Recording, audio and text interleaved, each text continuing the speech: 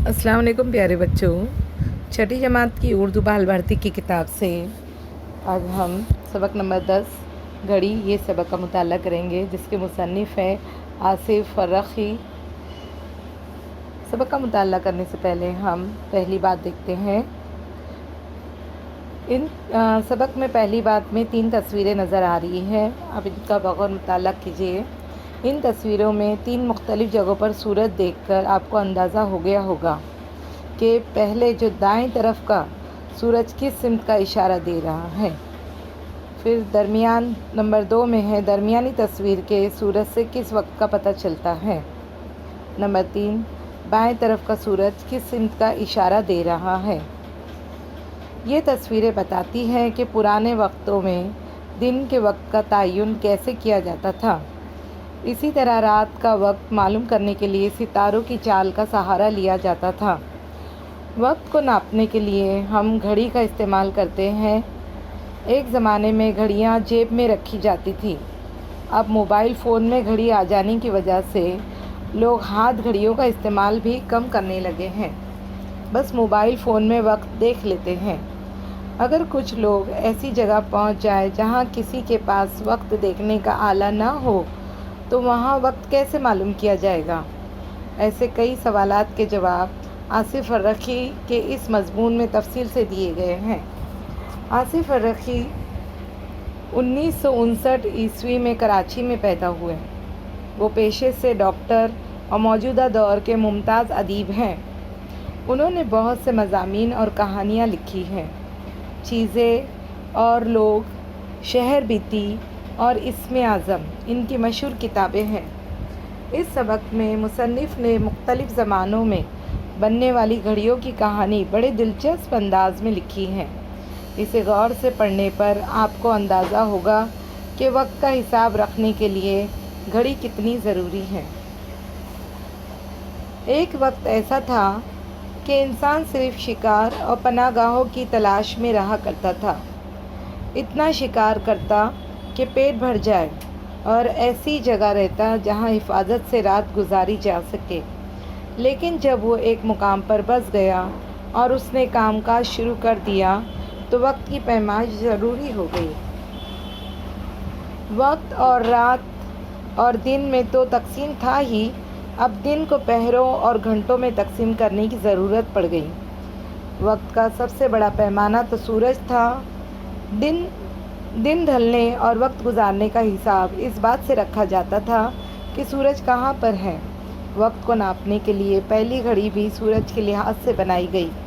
ये धूप घड़ी घंटों का हिसाब रखती थी और साए के लिहाज से वक्त बताती थी। घटते बढ़ते साए के हिसाब से वक्त बताने वाली धूप घड़ी के साथ मुश्किल ये थी कि रात के वक्त ये बेकार हो जाती थी। जिन दिनों बादलों की वजह से सूरज ना दिखाई देता, तो धूप घड़ी भी रुक जाती। इसलिए लोगों ने वक्त की पैमाइश के दूसरे तरीके ढूंढना शुरू कर दिए। कदीम यूनानी और रोम में आबी घड़ी बहुत मकबूल थी। ये घड़ी क्या थी? एक बर्तन था। पानी की नांद भरकर इसमें एक ऐसा कटोरा रख देते जिसकी पेंदी में एक बहुत छोटा सा सुराख होता था। पानी इस सुराख से आहिस्ता आहिस्ता कटोरे में चढ़ता रहता। जब कटोरा भरकर डूब जाता, तो लोग समझ लेते कि 1 घंटा पूरा हो गया है। इसके बाद शमा घड़ी का रिवाज हुआ। ये मोमबत्ती थी जिस पर मखसूस फासले पर निशानात लगे हुए थे। एक निशान से दूसरे निशान तक शमा के पिघलने का मतलब था कि 1 घंटा गुजर गया। यानी मोमबत्ती का जलना और पिघलना वक्त के गुजरने को जाहिर करता था। इससे ज़्यादा सस्ता और काबिल एतमाद ज़रिया रेत घड़ी थी।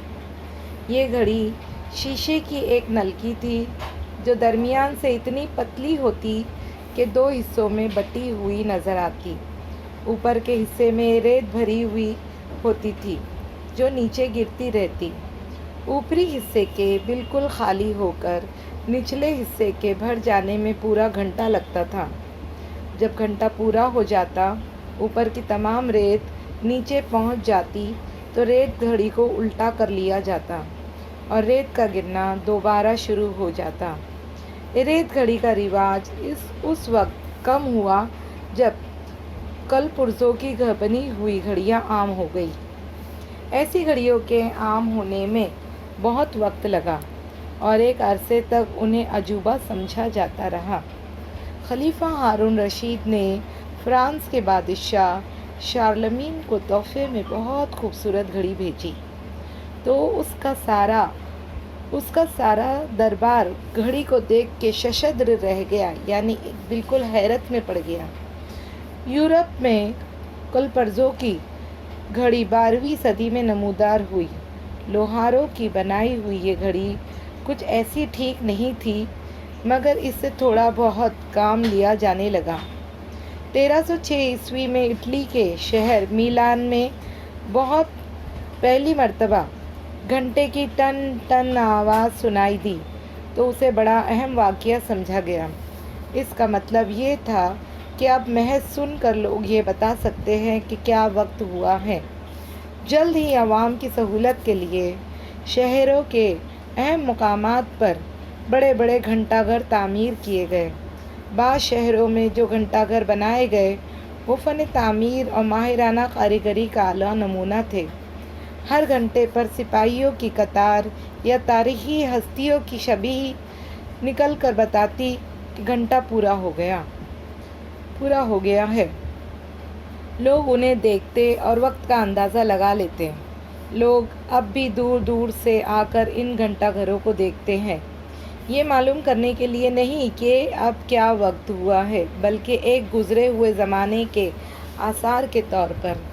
لوہاروں نے ابتدا میں جو گھڑیاں بنائی تھیں وہ بڑی اور بھاری تھی اور پہیوں کے گرد گھومنے والے وزن سے چلتی تھی۔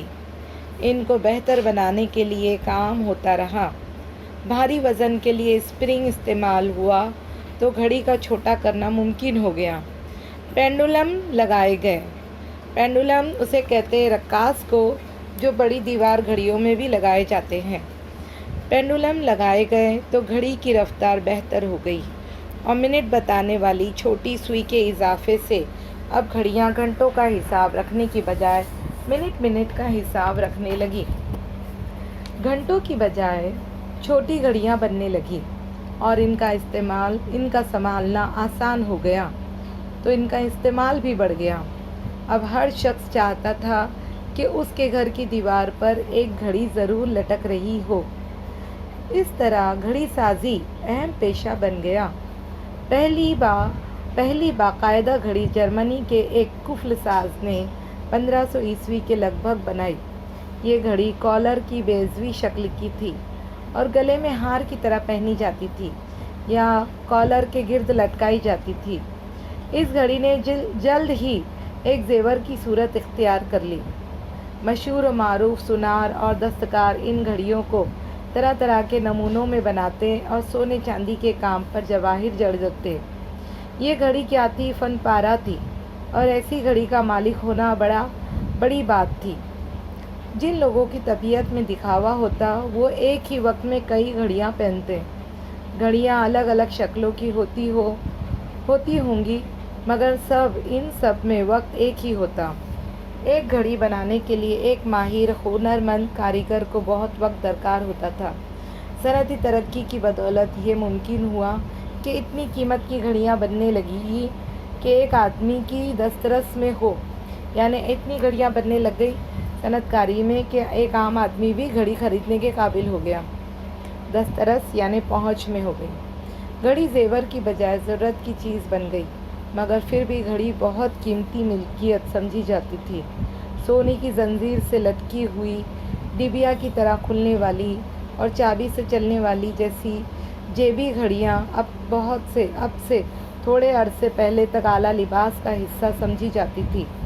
اب گھڑیاں جیبوں سے نکل کر کلائی پر آ گئی ہیں، یعنی اب وقت ہمارے ہاتھوں میں ہے۔ وقت کیا ہاتھ آیا، طرح طرح کی گھڑیاں سامنے آ گئی، بغیر چابی کے چلنے والی، اندھیرے میں چمکنے والی، پانی سے خراب نہ ہونے والی اور چوٹ سہار جانے والی گھڑیاں اب عام ہیں۔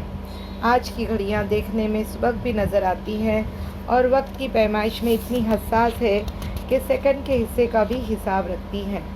धूप घड़ी से कलाई घड़ी तक आने में बहुत वक्त लगा।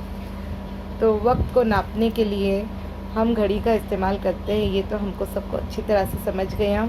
और अब तो मोबाइल फ़ोन में भी घड़ी आ जाने की वजह से लोग हाथ घड़ियों का इस्तेमाल भी बहुत कम करने लगे हैं, बस मोबाइल में वक्त देख लेते हैं। तो बच्चों, आज हमारा ये सबक पूरा हो गया है घड़ी का, और अब हमने आपको तरह तरह की घड़ियाँ भी दिखाई हैं। और अब हम इसके मायने व इशारात पढ़ते हैं। पैमाइश यानी नाप, मकबूल पसंदीदा, नांद गंगाल पानी रखने का बड़ा बर्तन, एतमाद भरोसा, शशद्र रह जाना हैरान रह जाना, शबिया सूरत शक्ल, पेंडुलम रक्कास, दस्तकार हुनरमंद, फनपारा हुनर का उम्दा नमूना, दस्तरस पहुँच। ठीक है बच्चों, अल्लाह हाफिज़।